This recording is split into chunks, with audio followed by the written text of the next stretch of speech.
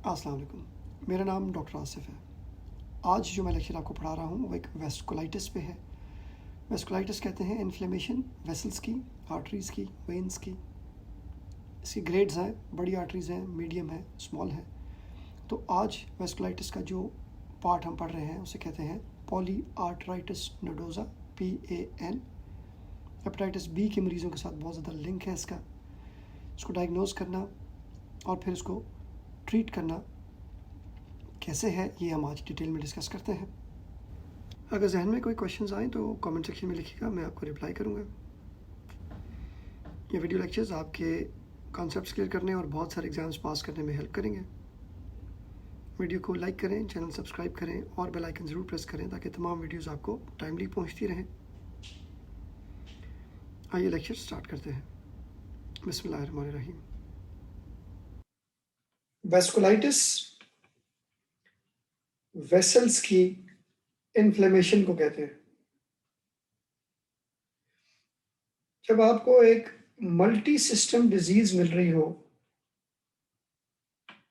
फिर आप वेस्कुलाइटिस सोचते हैं, मतलब नर्व्स, स्किन,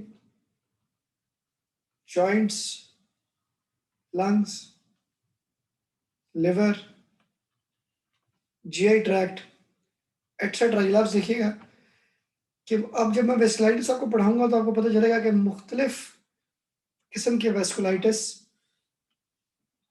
मुख्तलिफ किस्म की वेसल्स को इन्वॉल्व करते हैं और मुख्तलिफ किस्म के ऑर्गन्स को इन्वॉल्व करते हैं। पहला वेस्कुलाइटिस जो मैं पढ़ा रहा हूँ वो है poly arteritis nodosa. Many arteries की इन्फ्लेमेशन और नोड्यूल्स भी। तो काफ़ी हद तक चीज़ें इसके नाम के अंदर ही से आप पिक कर सकते हैं। बिफोर आई स्टार्ट, बहुत ज़्यादा इम्पॉर्टेंट एक्सेप्शन है कि ये लंग्स को और किडनीज को इन्वॉल्व नहीं करता, हमें वजह नहीं पता। ठीक है, we are not aware of the reason क्यों लंग्स और किडनीज इन्वॉल्व नहीं होते, मगर याद रखिएगा इस बेसिस पर आप पॉलीआर्टराइटिस नोडोजा को बाकी इन्फ्लेमेशन से, बाकी वेस्कुलाइटिस से फर्क कर सकते हैं। आई होप ये बात आप जहन में रखेंगे। ये एक जनरल टर्म कर लिया पॉलीआर्टराइटिस नोडोजा से पहले, ये एक जनरलाइज फीचर हमने बता दिया आपको। अब मैं मुख्तलिफ किस्म के वेस्कुलाइटिस पढ़ाऊंगा जो मुख्तलिफ किस्म की जगहों को इन्वॉल्व करते हैं। ठीक है। Right kidneys here as well. देखो, मुख्तलिफ वेस्कुलाइटिस ने कुछ को इन्वॉल्व करना है और कुछ को नहीं करना है, कुछ को ज्यादा करना है। ठीक है, तो ये तो जनरल टर्म मैंने वेस्कुलाइटिस की दे दी आपको। उसमें से एक पॉलीआर्टराइटिस नोडोजा है जो किडनीज को, लंग्स को इन्वॉल्व नहीं करता, बाकी सब पे टिक्स लगे हुए हैं। पॉलीआर्टराइटिस नोडोजा के बाद जो वेस्कुलाइटिस में पढ़ाऊंगा वो इनमें से कुछ चीजों को इन्वॉल्व करेगा, कुछ को नहीं करेगा। इसका मतलब यह है कि ये मुख्तलिफ ऑर्गन्स को जाके इन्वॉल्व करेगा। पेरिफेरल नर्व्स, अगर किसी मरीज की नर्व इन्वॉल्व हो रही है, फुट ड्रॉप हो जाता है, एक नर्व है पाँव की वो इन्वॉल्व हो जाती है, कोई सिर्फ फेशियल नर्व इन्वॉल्व हो जाती है, इस तरीके से एक आधी नर्व की इन्वॉल्वमेंट है। स्किन में अगर आ जाए तो आप, स्किन में कोई रैश मिल सकती है, रैश के अंदर कोई ना कोई स्किन के अंदर ब्लीड हो सकता है। ब्लीड क्यों होता है? बहुत बारीक वेसल्स हैं, उनकी इन्फ्लेमेशन की वजह से ब्लड लीक करता है, स्किन और सबक्यूटेनियस टिश्यू के अंदर चला जाता है। ब्लीड को हम परा कहते हैं।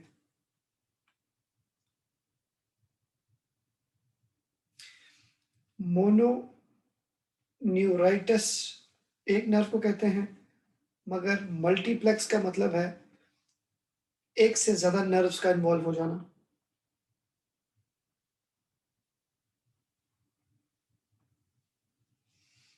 जीआईटी की बात, वेसल्स इन्वॉल्व हो सकती हैं जीआई ट्रैक्ट में जो पेन कर सकती हैं, खाने के साथ पेन बढ़ जाता है। मिजेंट्री की वेसल्स को मिजेंटेरिक वेसल्स कहते हैं। ये गट है, तो ये वेसल्स है इसकी।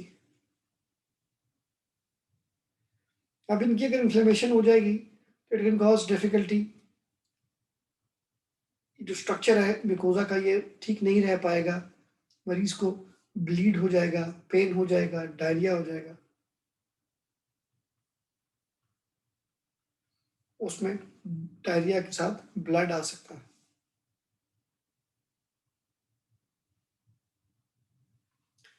इसके अलावा हार्ट की इन्वॉल्वमेंट हो सकती है, सीएनएस की इन्वॉल्वमेंट हो सकती है, मेनिंजाइटिस हो सकता है, एनकेफेलाइटिस हो सकता है।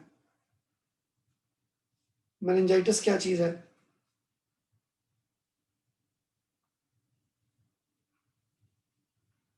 ब्रेन के इर्द गिर्द जो कवरिंग है उसकी इन्फ्लेमेशन हो जाए तो मेनिंजाइटिस, और अगर ब्रेन की अपनी इन्फेक्शन हो जाए तो उसे एनकेफेलाइटिस कहते हैं।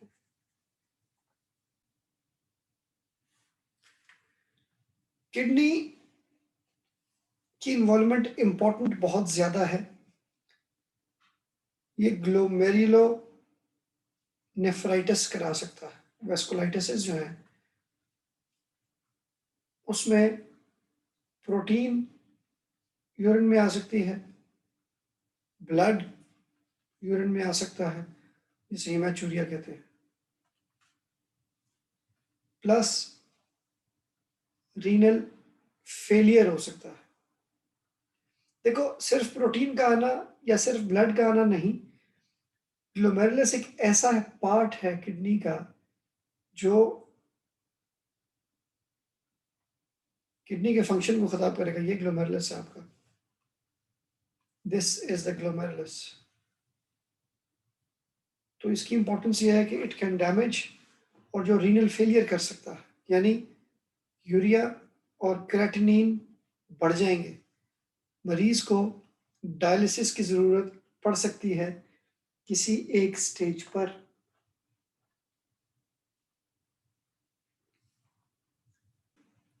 तो किडनी की इन्वॉल्वमेंट की इतनी इंपॉर्टेंस है।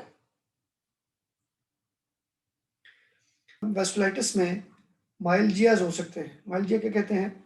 मसल की पेन होना। वो वेसल्स जो मसल्स को इन्वॉल्व कर रही हो उनमें पेन हो सकता है।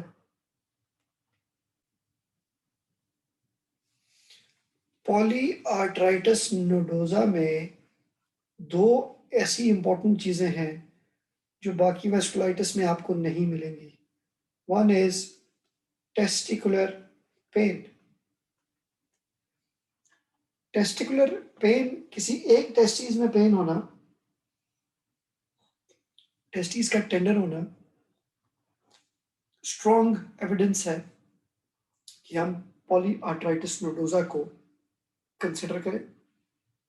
सेकेंड इज हेपेटाइटिस बी के साथ पॉली आर्ट्राइटिस नोडोजा की चांसेस ज्यादा हैं।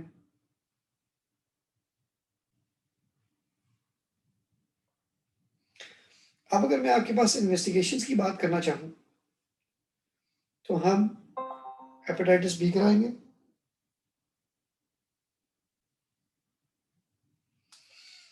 अभी थोड़े से स्पेसिफिक टेस्ट हैं।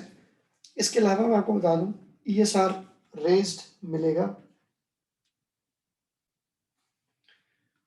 व्हाइट सेल रेज्ड होगा, न्यूट्रोफिल्स ज्यादा होंगे, इन्फ्लेमेशन को शो करा रहे हैं। ठीक है ना? दे आर शोइंग कि इन्फ्लेमेशन है।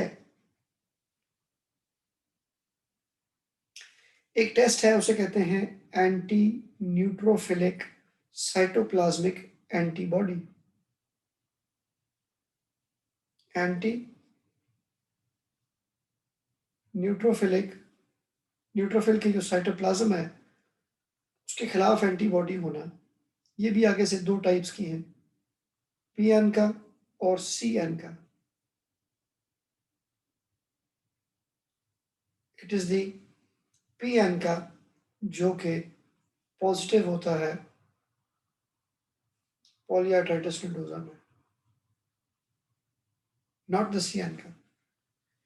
तो आपको जब शक है तो आप पीएन का लेवल करा लेंगे।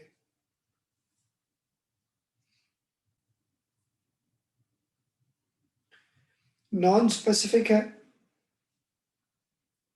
इम्यूनोग्लोबुलिन्स कैन बी रेज्ड मगर 30% में।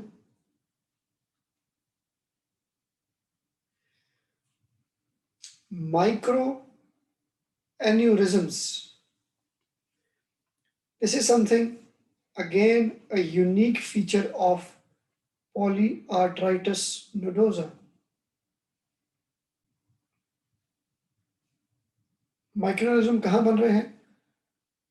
स्मॉल और मीडियम वेसल्स में। वेसल्स की मुख्तलिफ किस्म की साइज के मुताबिक very small vessels, medium vessels और फिर large vessels like aorta and its branches। तो पॉलीआर्थराइटिस नोडोजा को आप स्मॉल और मीडियम वेसल्स में डिफरेंशिएट करेंगे।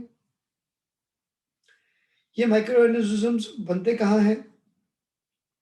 लिवर में, लंग्स में, किडनी में।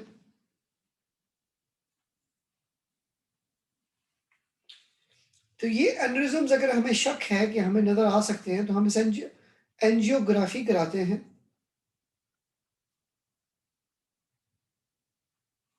इसमें हमें ये एनेरिज्म्स मिल सकते हैं।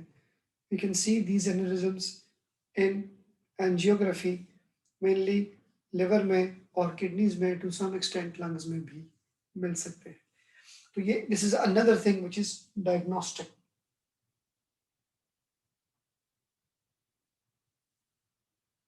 ये जो एंजियोग्राफी है इसके लिए हमें वायर अंदर लेके जाने की जरूरत नहीं है, हम सिर्फ कंट्रास्ट इंजेक्ट करेंगे और स्कैन करेंगे तो हमें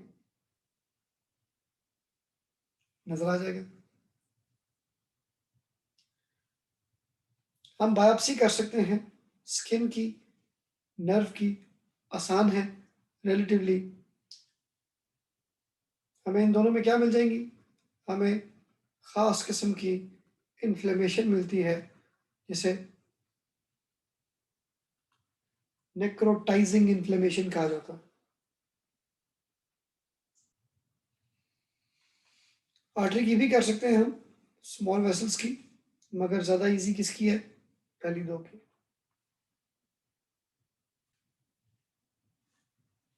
पैथोजेनेसिस क्या है आसान जुबान में? मेनली प्रॉब्लम कहाँ आई? हेपेटाइटिस बी है फॉर एग्जांपल, तो एंटीजन हेपेटाइटिस बी है, उसके खिलाफ एक एंटीबॉडी बनी जो इसके खिलाफ एक्ट करना चाहिए था और उसने कहाँ पे एक्ट मजीद कर दिया? वेसल्स के खिलाफ। इसलिए ये प्रॉब्लम आ गया और मजीद को मरीज को मुख्तलिफ बॉडी के ऑर्गन्स की इन्फ्लेमेशन हो गई है। Right, coming to the treatment. Treatment क्या होना चाहिए है? इन्फ्लेमेशन है, the answer is steroids. Steroids के साथ साइक्लोफॉस्फेमाइड अगर मरीज ठीक नहीं हो रहा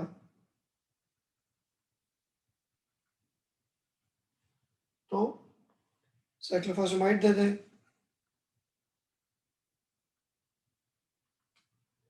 एसाथायोप्रिन दे दें। इसके अलावा यह है कि मरीज को हेपेटाइटिस बी है तो हेपेटाइटिस बी को ट्रीट करें। तो ये था आज का लेक्चर। उम्मीद है आपको वीडियो पसंद आई होगी। अगर जहन में कोई क्वेश्चंस आए तो कमेंट सेक्शन में लिखें, मैं आपको रिप्लाई करूँगा। वीडियो को लाइक करें, चैनल सब्सक्राइब करें और बेल आइकन ज़रूर प्रेस करें ताकि तमाम वीडियोस आपको टाइमली पहुंचती रहें।